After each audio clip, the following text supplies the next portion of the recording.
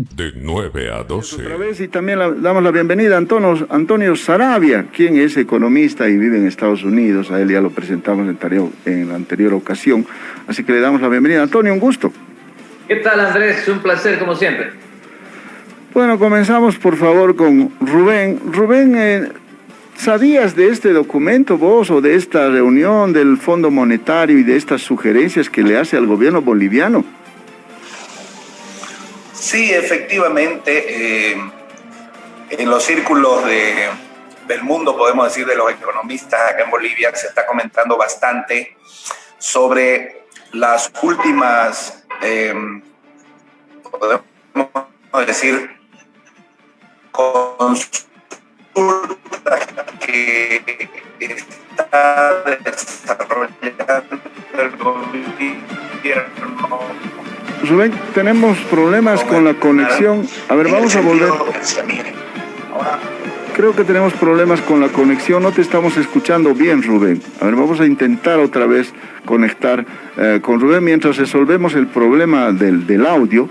Vamos a ir con Antonio. Antonio, ¿tuviste la oportunidad de darle una mirada a este documento? ¿Qué te pareció a primera vista? Sí, claro que sí. He puesto varios tweets al respecto. Es una lista interesante. Fíjate que el FMI proyecta que la economía va a crecer al 5% este año, pero condiciones de crecimiento a que se vacune a toda la población adulta lo más pronto posible. Y ese es un gran condicionamiento, por supuesto. Estamos solamente al 11% de vacunación al momento, así que no sé si se pueda llegar, vamos a ver, pero si se llega a vacunar a todos, podríamos crecer al 5%. Y bueno, después tiene una lista de 10 puntos de recomendaciones que hace el FMI para la economía boliviana, y yo he dividido esos 10 puntos en 5 y 5. 5 que me gustan, 5 que no me gustan, así que si ustedes quieren podemos hablar sobre eso. A ver, dame un ratito, Antonio, vamos a ver si hemos recuperado el contacto con Rubén. Rubén, ahora sí, ¿me escucha?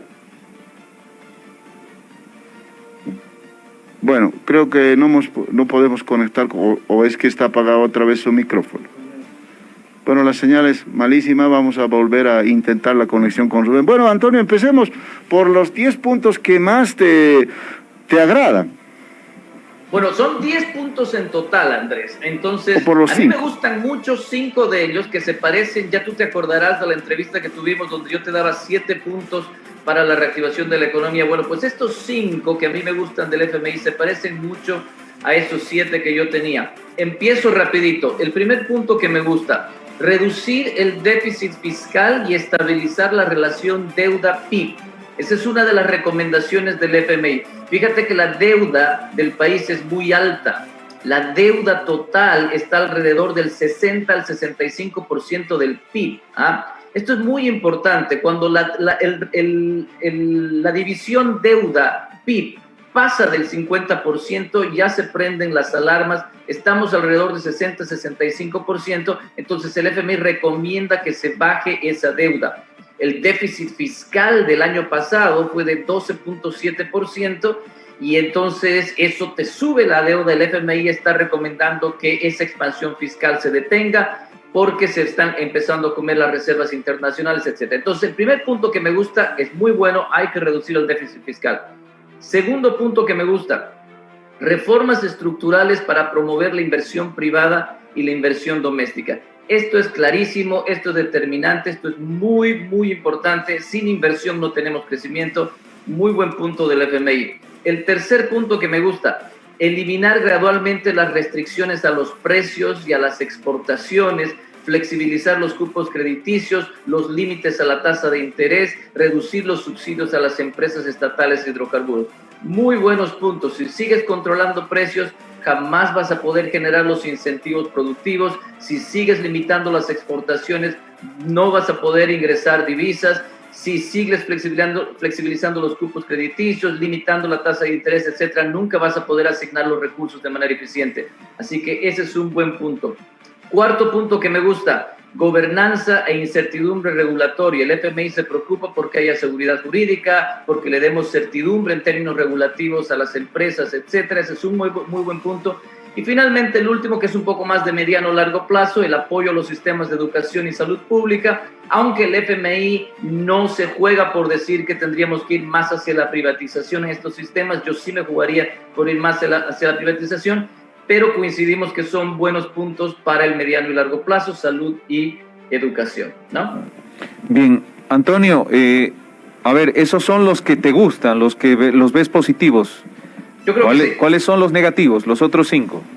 Bueno, primer punto que no me gusta, mantener el apoyo en cuestión de bonos. Hemos hablado mucho ustedes, nosotros, sobre las bonitis que venimos llevando en el país, esto de repartir bonos a diestra y siniestra que crea clientelismo. Al FMI le gustan estos bonos. Probablemente sea una situación circunstancial, pero si nosotros nos venimos acostumbrando a que el gobierno va a empezar a repartir estos bonos cuando haya problemas, eso no es positivo. Entonces ese no me gusta mucho. El segundo que no me gusta, reorientar el gasto mejorando el bienestar social y reduciendo la pobreza. Esta es una muy buena intención, obviamente, suena muy bien. Reorganicemos el gasto, tratemos de reducir la pobreza. El problema es que el FMI tendría que haber dicho acá, miren, la pobreza se soluciona estructuralmente no cuando el gobierno reparte bonos o reorienta el gasto. La pobreza se soluciona cuando las empresas se dinamizan y se generan empleos sostenibles en el largo plazo. Esa es la única forma de sacar a la gente de la pobreza de forma sostenida, cuando las empresas contratan, no cuando el gobierno reparte gasto, ¿no? Entonces, ese yo creo que es una deficiencia aquí en las recomendaciones del FMI. La tercera que no me gusta, el FMI resalta el programa de diferimiento de pagos a los bancos. ¿Se acuerdan que se impuso una moratoria, es decir, que los prestamistas no deberían o tenían la opción de no pagar sus préstamos a los bancos, se les hacía un diferimiento? Y al FMI al parecer le gustó esta idea, lo único que recomienda es supervisar, monitorear a estas empresas bancarias, ¿no?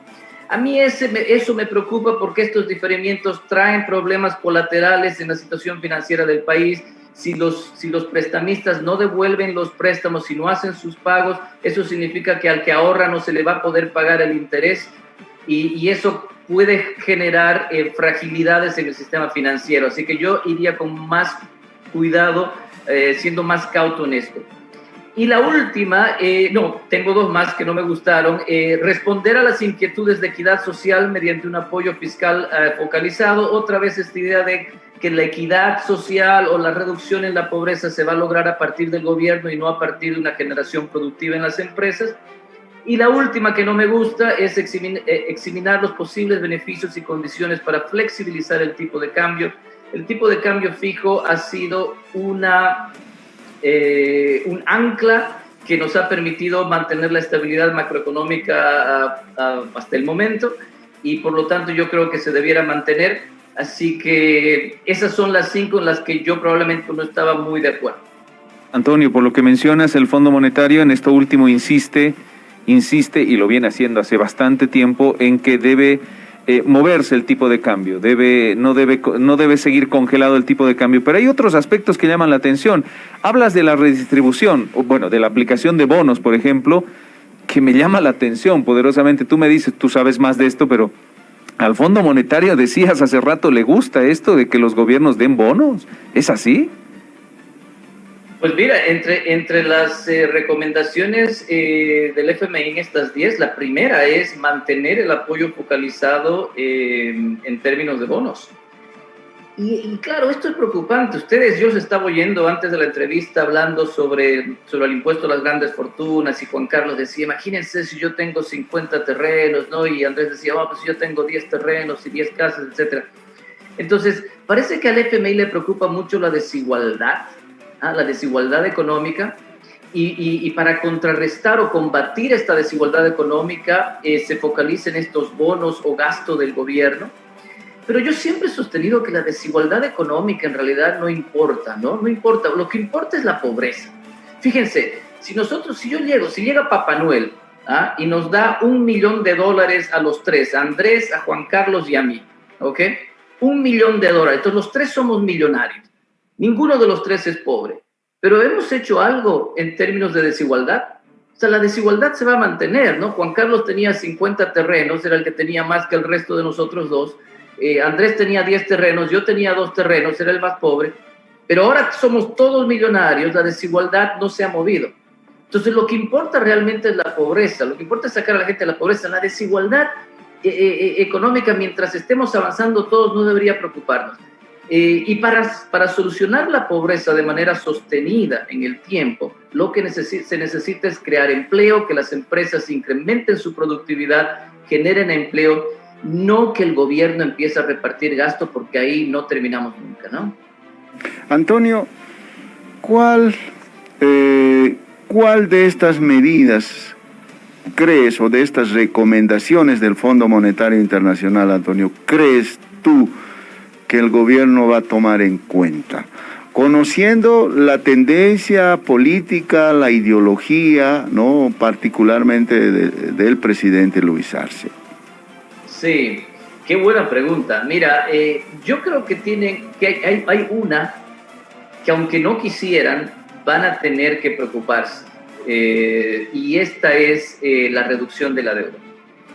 Si la deuda se nos sale y se nos está saliendo de control, porque ya les digo, estamos al 60-65% del PIB, si seguimos acumulando déficit año tras año, esto puede tener un efecto terrible en la economía, porque cuando uno se sale de los límites, miren, ya no hemos podido, obviamente no hemos podido colocar estos bonos soberanos que el gobierno quería colocar, pero hasta la fecha no se sabe nada, y probablemente no se sabe nada porque no han podido colocarlos. Entonces, cuando nos salimos de control, esto puede generar desajustes macroeconómicos y perder la estabilidad macroeconómica que la llevamos atesorando durante ya tantos años, ¿no? Entonces, yo creo que ellos van a tener que preocuparse mucho sobre esa recomendación. El resto, por ejemplo, eliminar restricciones a los precios, a las exportaciones, flexibilizar los cupos, yo creo que eso no lo van a hacer. Yo creo que ellos están casados con esta idea de que hay que controlar lo que hace el sector privado, así que yo creo que por ahí no va a ir, pero espero que le pongan ojo a la deuda, ¿no? Antonio, ¿y cómo operarán esta reducción de la deuda? Porque estábamos hablando ayer, así como economistas, sobre un proyecto de ley para que el Banco Central pueda comprar oro, ¿no? Sí. Y rescatar el oro que circula en el mercado nacional. Y él decía, bueno, lo que pasa es que es muy probable, como ya no hay activos, es decir, ya no hay efectivo, entonces quieren convertir en efectivo el oro, lo que significa que vamos a seguir o endeudándonos o empeñando el oro, ¿no?, o finalmente vendiendo. ¿Cómo será, cómo tendría que reducir la deuda, esta deuda, Antonio? Bueno, separemos un par de cosas, ¿no? Esto del oro, de la compra o la venta de oro, que en realidad yo creo que lo que el Banco Central intenta al final del día es vender el oro, no comprar oro. Porque fíjate, si uno compra oro, imagínate que le compramos oro a los productores nacionales, imagínate que les pagamos en bolivianos y colectamos el oro, lo metemos a las bóvedas del Banco Central y pagamos bolivianos. Bueno, el señor que recibe esos bolivianos, el que vendió el oro, se va a dar la vuelta ese mismo día y va a ir a comprar dólares. Es decir, que al final del día, lo único que hemos hecho es meter dólares a las bóvedas y sacar dólares por el otro lado. O sea, el activo líquido de las reservas sale y metemos el activo no líquido, que es el oro. Entonces, no tiene mucho sentido comprar oro. Lo que en realidad tendría más sentido, si el gobierno está pensando esto, el Banco Central, es vender oro, ¿no? Pues vender oro para generar dólares líquidos y meterlos esos a la reserva. Pero bueno, ese es un punto dentro de la balanza de pagos. El déficit fiscal viene por el lado de los gastos e ingresos del gobierno, que están separados de lo que es las reservas internacionales en la balanza de pagos. Entonces, para reducir la deuda, lo que tenemos que hacer es reducir el gasto. Bueno, hay dos maneras, ¿no? Reducir el gasto o incrementar los ingresos que recibimos por impuestos. Pero yo no iría por ese lado, porque más impuestos en esta economía que ya tiene tremenda carga tributaria, no sería positivo de ninguna manera. Entonces habría que reducir el gasto. El gobierno tendría que reducir el gasto y para esto lo más fácil de hacer es reducir la burocracia, empezar a reducir. Yo en mi artículo de hace un par de semanas decía que tendríamos que reducir, por ejemplo, el gobierno a la mitad, reducir el número de ministerios, el número de viceministerios, toda la burocracia estatal, eso ya te empieza a ahorrar un montón de plata.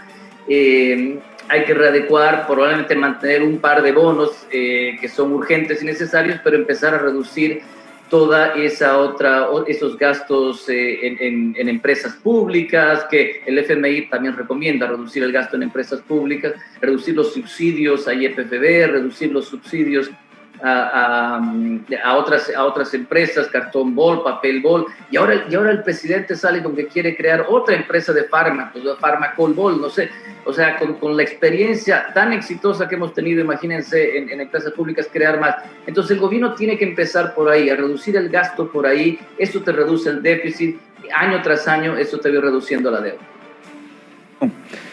A ver, no quiero que se me vaya la idea, porque me llama la atención lo que dijiste, ¿verdad? Esa medida y esa ley que pretende el tema del oro, que pretende la compra de oro en teoría, pero tú aseguras que más lo que se busca al final del día o lo que se buscaría es vender oro. Mi pregunta es, ¿cuán positivo es en este momento y en estas circunstancias de crisis económica vender nuestro oro? Claro. Estamos utilizando, digamos, las últimas joyas de la abuela, ¿no?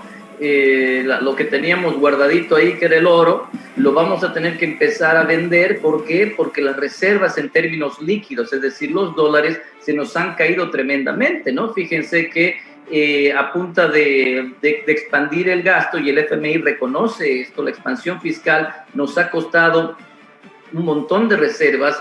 Teníamos 6.500 millones de reservas el año pasado, a la fecha estamos más o menos a 4.500 millones en reservas. Se nos han caído las reservas, y el problema es que las reservas tienen dos componentes, el oro y la parte líquida. Y la parte líquida es muy importante porque es la que sustenta las importaciones. Entonces, si no tienes la parte líquida, eso te causa problemas. Por eso yo creo que existe, me parece, una intención de vender el oro para poder así recolectar dólares líquidos y poder enfrentar, cuando la gente llega a cambiar sus bolivianos, cosa de no afectar el tipo de cambio. ¿Y para qué haces eso, Antonio? Es decir, me voy a poner un concepto muy rudimentario en el sentido de, yo ¿para qué vendería las joyas de la abuela? ¿Qué es ese guardadito que tengo, esa herencia, esas joyas? Sí. Para, caramba, en una situación de crisis tengo una idea de negocio, me voy a abrir mi puesto de hamburgueserías, y porque las hamburguesas se están vendiendo muy bien, y de alguna u otra manera ese sacrificio de vender las joyas de mi abuela me van a servir para ese negocio que tiene potencial crecimiento. Pero si vendo las joyas de la abuela para comprarme mi pan de cada día, y sé que eso se me va a acabar en 1, 2 semanas o un mes. Claro que sí, completamente de acuerdo. Entonces sería realmente un crimen vender las joyas de la abuela, incrementar la parte líquida de nuestras reservas para seguir después gastando insulsamente, ¿no? Creando las canchitas, haciendo de todo, los subsidios, etcétera, etcétera. Entonces ahí te vas a comer los bonos de la abuela, las joyas de la abuela. Pero lo que yo creo que la desesperación un poco ahora de vender el oro es porque la parte líquida de nuestras reservas se nos ha caído muchísimo, y si no tienes ese colchón líquido de dólares, a medida que la gente vaya a cambiar sus bolivianos por dólares, va a existir una presión a que tus dólares líquidos se te vayan acabando y tengas que reajustar el tipo de cambio. Entonces, no queremos llegar a ese punto. El Banco Central, me imagino que no quiere llegar a ese punto, y por lo tanto quiere incrementar su parte líquida de las reservas, cosa de poder enfrentar la presión cambiaria, ¿no? Por eso yo creo que existe, determinaron esta nueva ley que en realidad tiene el objetivo de poder vender el oro. Antonio, a propósito de la presión cambiaria, en la nota de prensa del Fondo Monetario Internacional dice: los directores tomaron nota de la preferencia de las autoridades por mantener el actual régimen cambiario, con el que estás de acuerdo, dice, ¿no? Que sí, en tu criterio está bien, que ha dado como resultado una inflación baja y estable. Al mismo tiempo, los directores instaron a las autoridades a examinar los posibles beneficios y las condiciones previas necesarias para permitir cuidadosamente una mayor flexibilidad cambiaria a mediano plazo. Es decir, ¿cuánto tiempo es ese mediano plazo? Porque están sugiriendo que a mediano plazo hay que mover el tipo de cambio, Antonio. Sí, es cierto. Nadie lo sabe.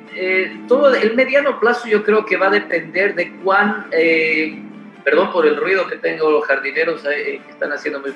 Pero el mediano plazo va a depender, yo creo, de cuán rápido se nos vayan acabando estas reservas, ¿no? Si estas reservas empiezan a disminuir de un modo acelerado, pues el mediano plazo se nos va a convertir en corto plazo, porque no vamos a poder defender ese tipo de cambio fijo.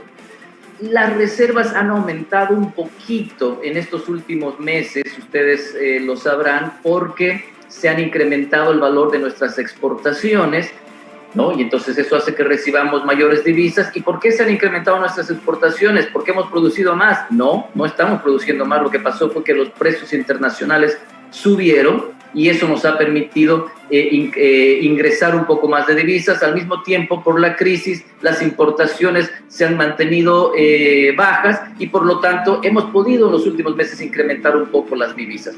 Pero, ya les digo, si esas divisas empiezan a caer de forma acelerada, entonces ahí el mediano plazo se convierte en corto plazo y la presión puede ser mucha. Por ese lado también va el asunto de vender el oro, ¿no? Hay que mantener las reservas a un muy buen nivel, cosa de mantener este tipo de cambio fijo que nos ha dado gran estabilidad en muchos años. Bien, Antonio, es bien sabido, y tú lo sabes también, que la actual administración gubernamental y la anterior también, la del expresidente Evo Morales, no estaba muy bien visto. El Fondo Monetario Internacional prácticamente estaba desechado, en algún momento básicamente se ha convertido en una mala palabra, incluso nadie quería hablar del Fondo Monetario Internacional y mucho menos de sus recomendaciones. Bajo la actual circunstancia económica, donde vamos a necesitar de todo tipo de ayuda económica, ¿cuál es el rol y este tipo de recomendaciones del Fondo Monetario, tú crees? Claro, has hecho una muy buena pregunta, Juan Carlos. El Fondo Monetario ha sido tradicionalmente visto como un brazo del imperialismo neoliberal que venía con sus recetas de reducción de gasto, de austeridad, ¿no es cierto? Y que por lo tanto iba contra los intereses populares, y etcétera, etcétera.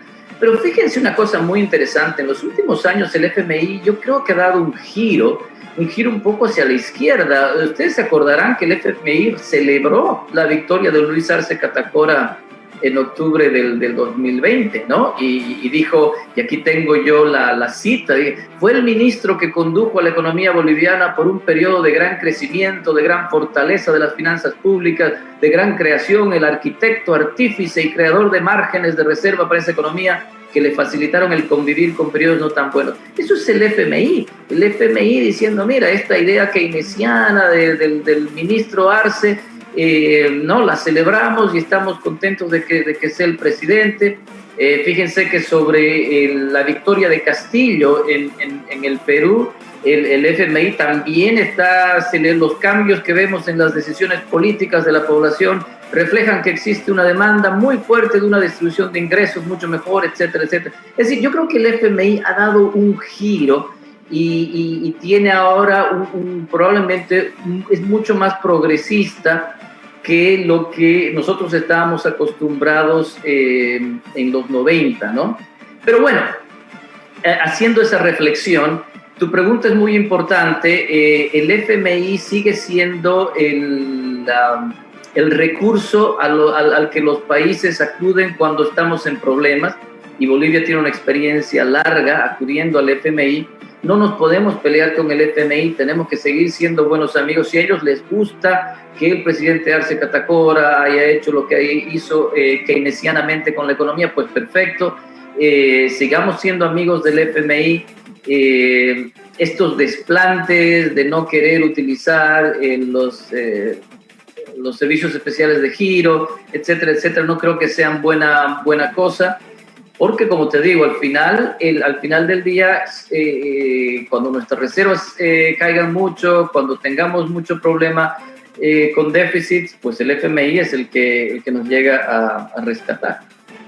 Último, Antonio, a ver, ¿qué fue esos 327, y apelo a tu conocimiento, esos 327 millones de dólares que se dice eran un crédito del Fondo Monetario Internacional y que en este momento están ameritando procesos? Sabemos que lo han detenido ya a un ex viceministro del Tesoro y que lo van a procesar por este hecho.